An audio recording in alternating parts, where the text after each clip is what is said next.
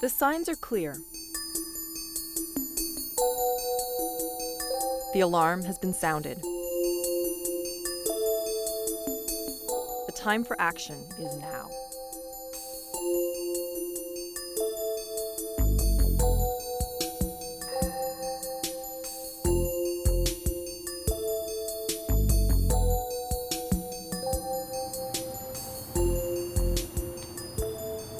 We cannot continue to leave so many children behind.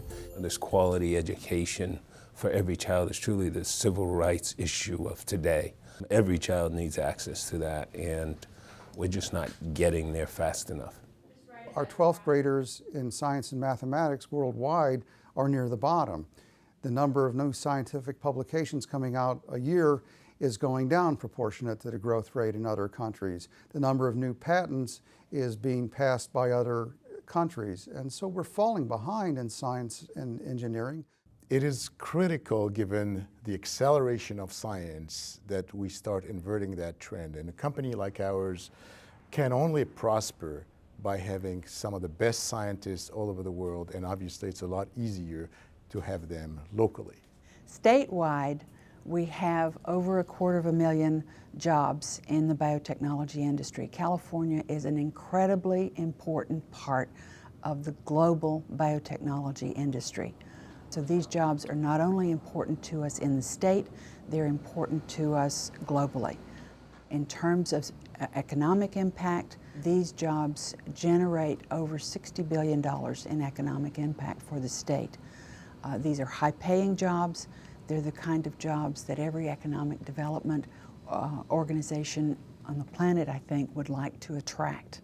In order to be successful as a holistic company, whether you're doing marketing, whether you're doing manufacturing, or whether you're doing R&D, it is absolutely critical to have a very strong foundation in sciences. A very large portion of our sales force today has master or PhDs in life sciences, the same thing in marketing. I'd like to point out that in our companies, even those jobs outside the lab require an understanding of the science related to the products. So almost all of the employees in our organization have at least baccalaureate degrees in some technical discipline, regardless of the discipline they are serving in our companies. It's particularly important for us to convey the excitement of science in general and overall, the excitement going on in biomedicine and stem cell and protein folding and the issues with space and cold dark matter and cosmology and being able to understand what the universe is composed of. These are exciting things, and we need to convey those to students and people outside the university so that they can participate in it, enjoy it, and hopefully encourage students to get into science.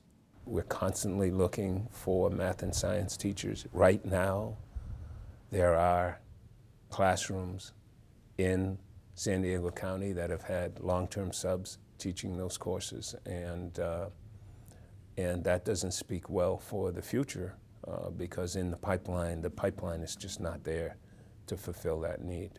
The issue we're talking about is not just a local disconnect. Nationally, we are struggling with the fact that not enough young people are pursuing degrees in the technical disciplines to meet the needs overall. The real question is a very stark one, and that's whether our own children will be able to compete for the world's best jobs. A new program called California Teach aims to attract some of the state's most talented science and mathematics undergraduates to careers in teaching, where they can instill their own passion for science and mathematics in the next generation. On full build-out, we expect to be producing 1,000 science and math teachers per year. These 1,000 teachers trained each year will, over the course of 10 years of teaching, have an impact on over 1 million young people in California, creating better futures for them and creating a strong economic foundation for California. What we must do now is target our resources to encourage more math and science students to choose a career in education, and then prepare them to be highly trained and highly competent science and math teachers in our kindergarten through 12th grade public education. Elements of this new initiative include a 4-year program that will combine a math, science, or engineering degree with academic training for teaching credential, and a 1-year paid teaching internship to help graduates enter the teaching workforce, and a mentor teacher program to help students learn the most effective instructional methods, and much more. At each campus of the University of California, Calteach has its own flavor. At UC San Diego, the undergraduate component of Calteach is embodied in 2 new minors, one in mathematics education and one in science education. The courses in the minors take a unique approach that helps students get inside their own heads and the heads of their students. It's not enough to just stand up in the classroom and tell people what you know. It's not enough when a student says, I don't understand, to say it a second time louder. It doesn't work. You have to understand where that student is. You have to understand what processes they're trying to go, what mistakes they might make. And the only way to do that is to actually experience it yourself. In the courses I've taught that are related to the science education minor, I think what has been most surprising to the students that I've had in my classes is that they've learned that we can't treat other students as though they are blank slates.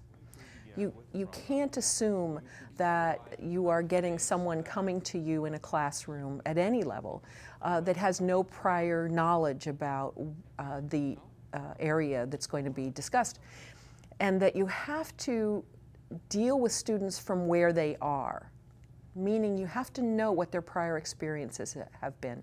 And I think this has been surprising to students because they always were taught as though they were a blank slate. I've brought a lot of that sort of pedagogical content knowledge into practice when I've gone out in tutoring.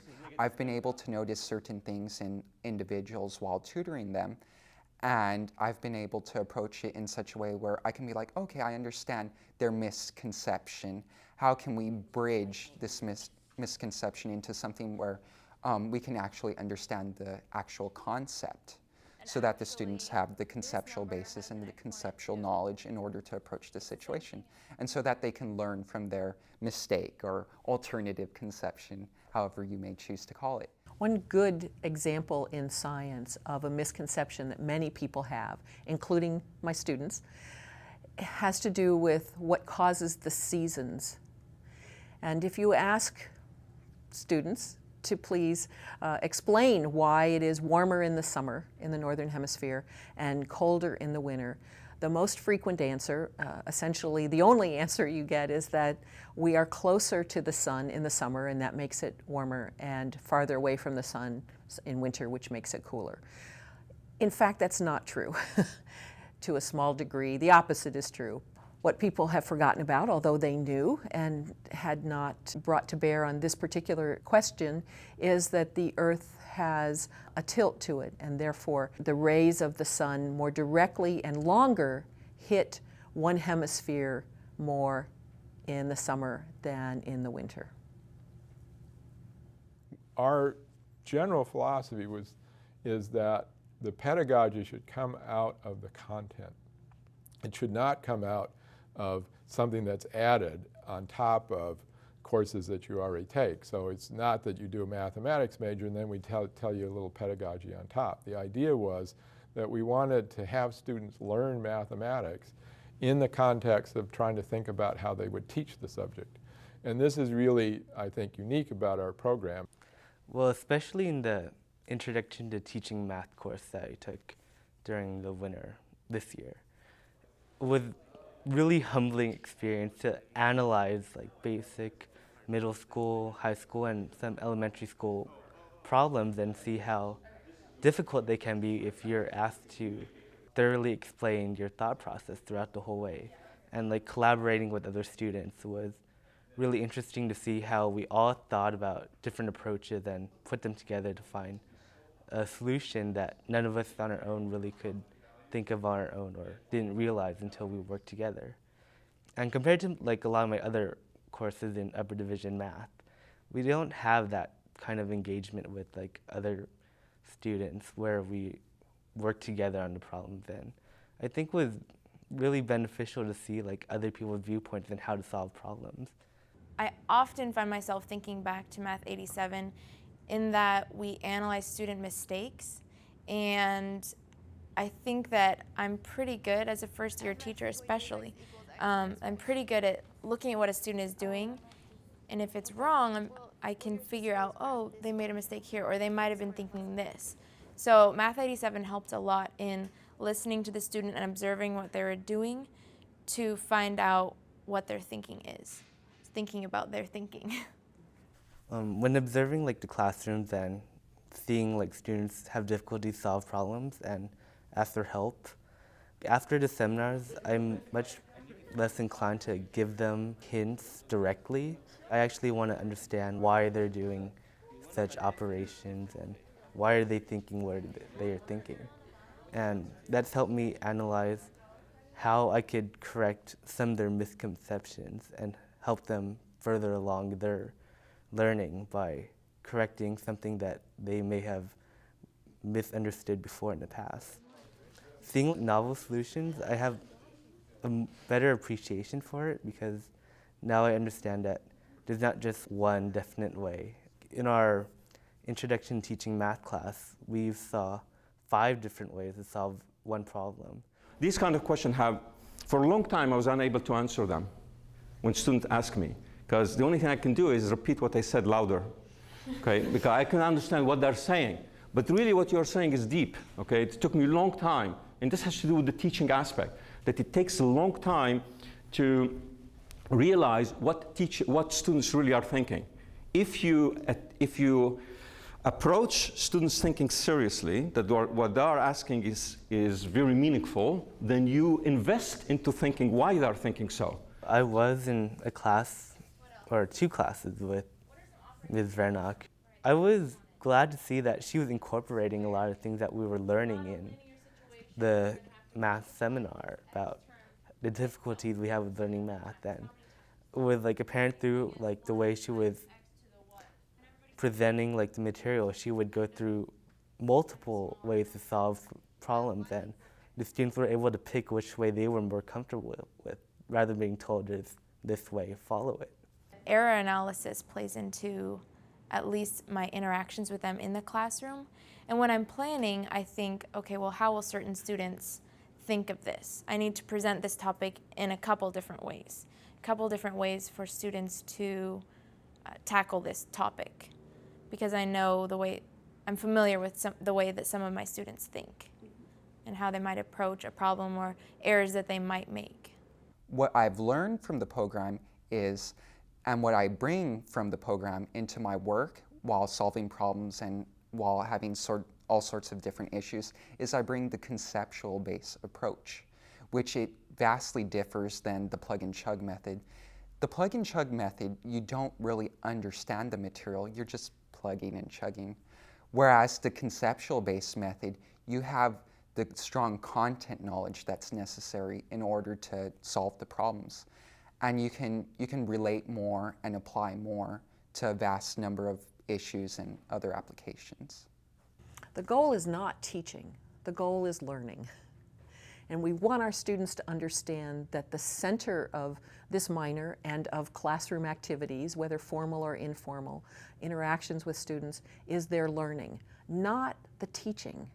So we're approaching this from the viewpoint of understanding how it is that students learn, because you must aim the work that you do, the facilitation you do as an instructor, toward how they learn and what they already know. There was definitely an aha moment. I was like, I approached a situation and I asked myself, what am I currently doing when I'm approaching my problems in math and science and engineering? And I answered myself in such a way where I was like, wow, I'm plugging and chugging and I'm not getting as much as I could be out of the problems and out of the learning process. And then I looked at the methods that we learned in the program. Those methods I then applied, instead of the plugging and chugging, I applied the conceptual-based methods. And when I actually did a consistent effort into doing those, I noticed just a dramatic change in my abilities at solving problems. I noticed a certain ease that increased in solving the problems, and just, I guess, a finer appreciation for the problems and a bigger understanding for the big ideas. Many people think that science is the accumulation of more facts. In fact, science is a process of learning and explaining the world around us, and we are never satisfied that we're at final answers. This minor will help students better understand the nature of science in a way that they can convey that with their own students. We want students to understand their own learning process at a much deeper level than they normally would think about it, because oftentimes they go in lectures and it's from one test to another, it's from one paper to another, but we're actually asking them to reflect on their own learning process. And we feel that's valuable even if you decide not to become a teacher. Being involved in the new science education minor and this new program has actually changed the way I teach. It reminds me constantly to think about what I'm doing in the classroom, and I have become much better a listener. I talk less, dialogue more with the students, because I need to hear what it is they're thinking. That is the most important thing. Once I know what they do understand or don't understand, I can help move them forward in the direction of the course. But it has taken me away from the old sage on the stage model, and actually has me out in the audience of my students, talking with them and listening to them talk with one another. I would definitely love to teach in a different way than I was taught. I was taught in ways that I felt didn't really turn me on as an active learner. And through the program, I felt that I've been strongly motivated more into an active learner role. And so, as a teacher, in the future, I would definitely like to be able to be an active learning teacher and be able to instill those same sort of beliefs in my students, to turn them into active learners so that they're engaged in their education. A couple of the campuses have done this thing what they call pre-professional development, which looks different at the different campuses. One campus was just having speakers from some of the different When the California Teach program was being planned, UCSD was in the enviable position of the Education Studies program and the Physical Science Division already working very closely together to recruit students into the credential program. I think, though, we had reached a plateau with our recruitment efforts.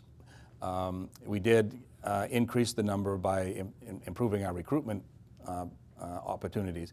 But what has really changed because of the California Teach initiative is the physical science departments having more activities in the department themselves to recruit students. And we are seeing an increase in interest on the campus of the part of STEM majors. Basically, we have this wonderful marriage between the Division of Physical Sciences and Education Studies, that we can bring both perspectives to the students. And our goal is to train better math and science teachers. I see that the Calteach program is committed to making a difference in terms of really seeking out and laser focus on students and trying to get them into the teaching profession. There's also a collaboration there, which is not something that you usually see in higher ed, let alone public education, that usually there's these silos that are going on. And what you have is the leadership at those three departments that have decided that it's critical enough to stop talking about it and actually do something. Once students graduate with their bachelor's degree in math, science, or engineering, with a minor in science or mathematics education, they apply to UC San Diego's credential program. UCSD started our secondary credential program about 20 years ago. And we decided at the time that we would focus primarily on mathematics and science teachers. We have added English teachers along the way. These are areas where the Commission on Teacher Credentialing has indicated that there's a shortage in the state. So these folks are in demand. They get jobs pretty readily when they graduate from the program. But it also allowed us in San Diego to place highly qualified pre-service candidates in paid internships. UCSD typically places an intern during their graduate year on a part-time basis, 50–60% of a workload, and they're also participating in a graduate program here, a master's program in education. I found that the UCSD program was really strong in that every project was meaningful. They took the teaching profession really seriously. They continue to encourage us to take teaching really seriously. Several years ago, as part of one of our graduate reviews here at UCSD, we conducted a study of graduates over a 5-year period to see what their retention rate was. Now, at the time, there was a widely accepted figure that the retention rate for teachers was about 50% over a 5-year period, which for a profession is a very expensive proposition. So we looked at our intern graduates, and our retention rate over that period is about 85%. In addition to staying in the profession, one of our goals is to work in schools that have highly diverse student populations to try to reduce the achievement gap by hopefully putting highly qualified teachers into schools that need them the most. And particularly over the last decade, we have found many of our students, the majority of our students, staying in the school where they interned, and therefore having an impact on that school over time. One of the reasons we think that our students are staying in teaching longer and are also staying in hard to staff schools is the extensive undergraduate preparation that they get before they make the decision to go into teaching.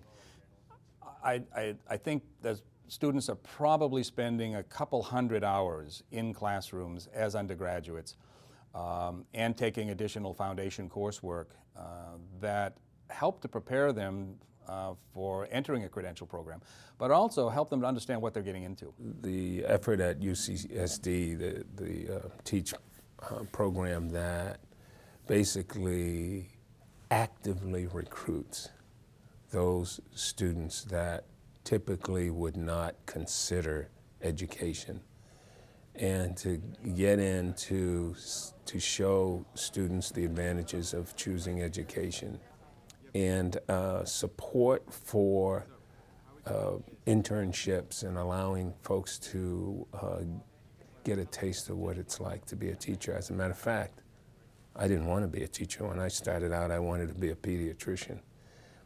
And I went pre-med, and I happened to, my freshman year, do a volunteer internship kind of thing at a local preschool, and I fell in love with it. And after that, I decided that I wanted to be a teacher. The National Science Foundation has done studies that show that approximately half of the students who enter the colleges or universities as science or mathematics majors or engineering majors fail to finish in those fields. They often move to social science areas somewhere along the way. And studies have shown that one of the reasons that they might do that is that they don't feel that the science and engineering areas are providing them the same fullness of experience that they might like. They may be looking for careers that involve public service.